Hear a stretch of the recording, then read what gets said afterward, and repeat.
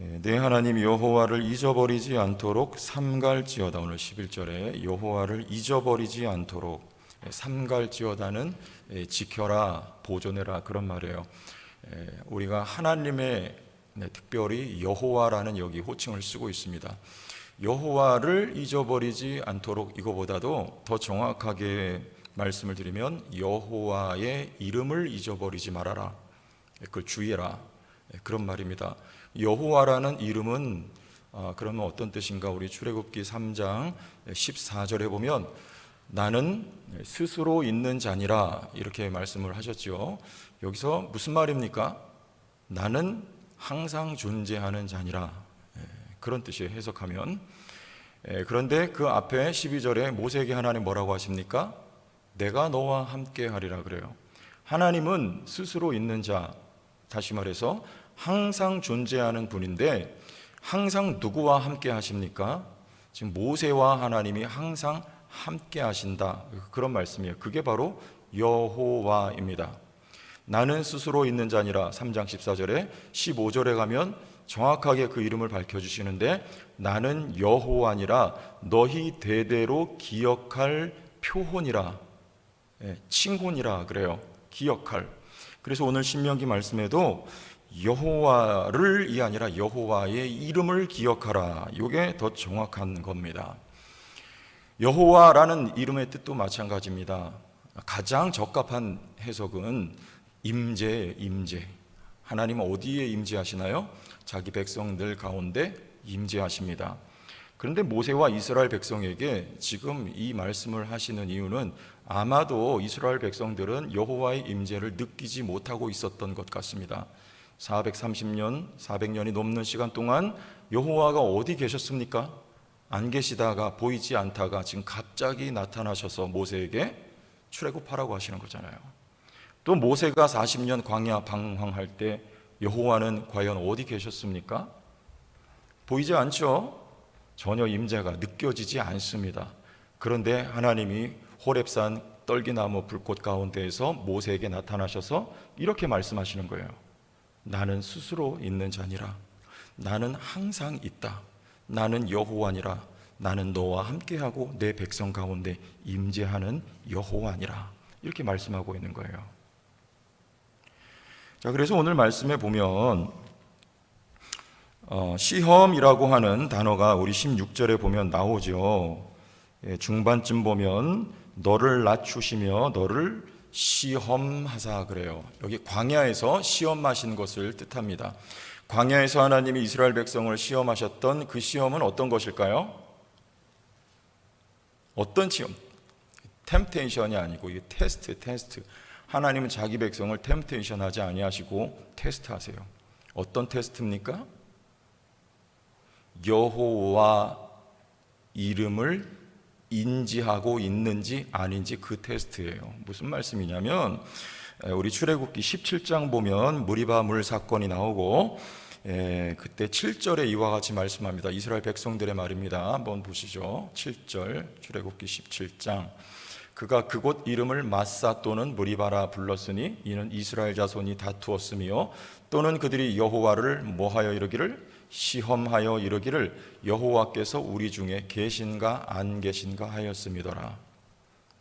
여호와가 우리 가운데 계시냐 안 계시냐 이런 말이 오갈 정도로 하나님의 임재가 이스라엘 백성들에게 느껴지지 않았던 것입니다. 무엇 앞에서요? 목마름 앞에서. 물이 없어서 지금 다 죽게 되었는데 하나님은 우리에게 물 주시지 않고 어디 계신 것인가? 왜 하나님이 이스라엘 백성에게 물 만나지 않게 하셨을까요? 하실 수 있잖아요. 테스트예요. 뭘 테스트하는 겁니까? 그 순간에도 여호와는 이스라엘 백성과 그 성호대로 지금 함께 계십니다. 그러나 이스라엘 백성들이 함께 계시는 여호와를 믿었어야 되는 거예요. 그러나 믿지 않고 우리 가운데 여호와가 계신가 아니 계신가 오히려 하나님을 테스트하는 거예요. 시험하는 거예요. 테스트 통과했습니까? 못했습니까? 못하는 거예요. 광야의 시험은 다 이 시험입니다. 우리 술광야 홍해 건너서 첫 번째 마찬가지입니다. 물이 없어서 모세를 원망합니다. 그때 만난 물은 쓴 물이에요. 원망하죠. 하나님의 임재가 그 순간 느껴지지 않았던 거예요. 그럼에도 불구하고 하나님은 그들과 함께 계셨어요. 조금 더 갔어야죠. 하나님이 함께 계시기 때문에 하나님이 기적을 베푸시든지 우리에게 어떤 좋은 것을 만나게 하시든지 우리가 걷고 있는 지금 이 길이 하나님이 인도하시는 길이다, 하나님이 함께 하신다, 이렇게 믿고 갔으면 테스트 통과입니다. 못 믿고 원망하는 거예요. 하나님은 기적을 베푸십니다. 하나님은 이스라엘 백성과 함께 하셨습니다. 그는 여호와셨습니다. 쓴 물을 즉시 단물로 바꾸어 버리시는, 자기 백성 가운데 임재하고 계셨던 하나님 여호와세요. 그리고 조금 더 가서 하나님은 자기 백성들을 위하여 엘림을 예비하고 계셨습니다. 물샘 12과 종려 70주. 그는 여호와예요. 출애굽기 16장에 가면 만나 사건 나옵니다. 똑같아요. 이스라엘 백성들이 원망합니다. 뭐라고 해요? 출애굽기 16장에 이와 같이 말씀합니다. 이스라엘 자손이 그들에게 이르되 우리가 애굽 땅에서 고기가 아마 곁에 앉아 있던 때와 떡을 배불리 먹던 때에 여호와의 손에 죽었더라면 좋았을 것을. 뭐 이런 말이 다 있습니까? 좋았을 것을 너희가 이 광야로 우리를 인도해내어 이 온 회중이 줄여 죽게 하는도다. 지금 이 순간 줄여 죽을 지경이에요.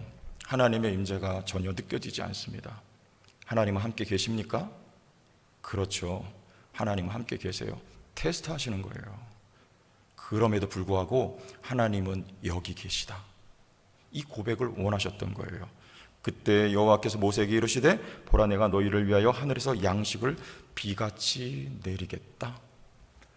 하나님은 자기 백성 가운데 임재하시고 자기 백성 가운데 얼마든지 하나님은 물을 주시고 반석에서 물이 나오게 하시는 거예요.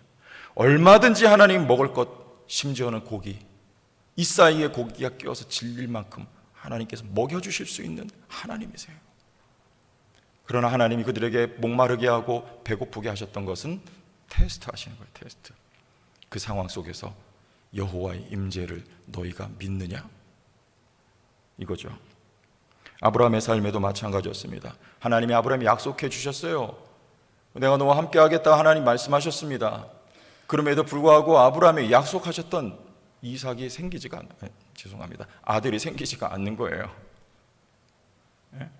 그러니까 먼저 저지르죠. 하나님이 지금도 함께 계시다고 하는 그런 믿음이 있었다면 하갈을 취해서 일 저질렀겠습니까? 일을 저지르는 거예요. 하나님 오늘도 우리에게 이런 시험들을 하십니다. 여호와가 우리 삶 가운데 그럼에도 불구하고 살아 계시다, 이 믿음의 고백이 우리에게 있어야 되는 거예요. 그래서 오늘 말씀이 뭐라 하세요? 두 가지예요. 우리가 하나님을 잊어버릴 경우 두 가지. 첫 번째는 고난입니다. 우리 15절과 16절 읽겠습니다. 너를 인도하여 그 광대하고 위험한 광야, 곧 불뱀과 전갈이 있고 물이 없는 간조한 땅을 지나게 하셨으며. 간조한 땅이란 메마른 땅입니다. 하나님이 왜 간조한 메마른 땅을 이스라엘 백성들을 걷게 하셨습니까? 테스트죠. 시험하시는 거예요. 16절에 시험하는 거라고 말씀하셨어요. 그 땅을 걸어가면서도, 메마른 땅을 걸어가면서도 지금 여호와의 임재를 믿는가? 보이지 않으면 믿어야 되는 것이죠.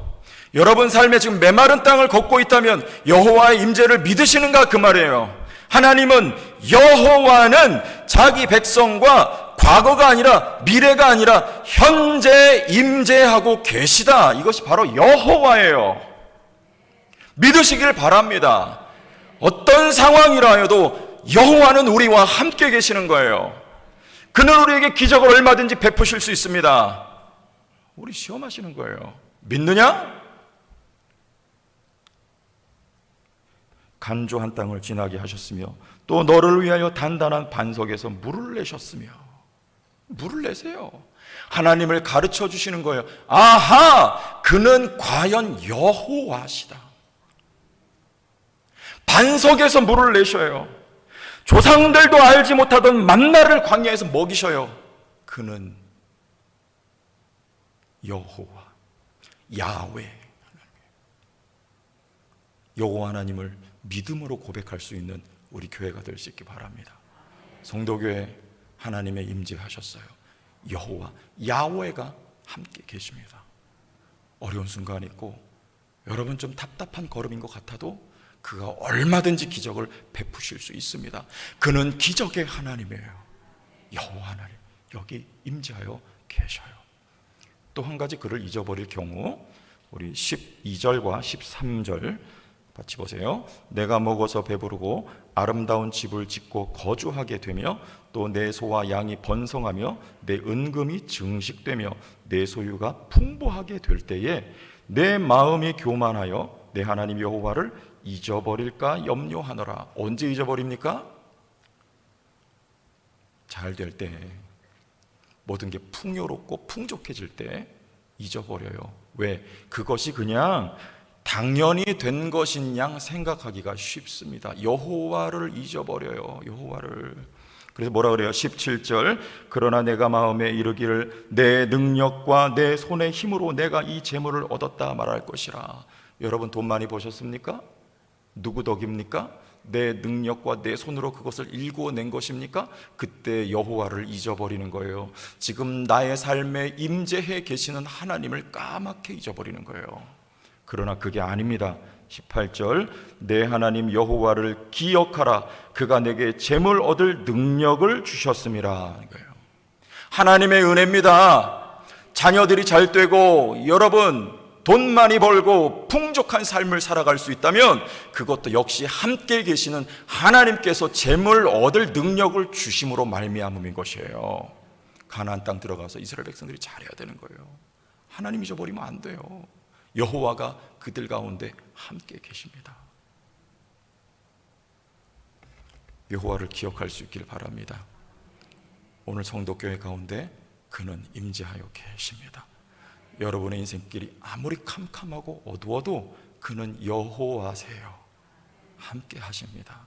그리고 조금 더 기다리고 가세요. 하나님이 머지않아 기적을 일으키실 줄 믿으시길 바랍니다.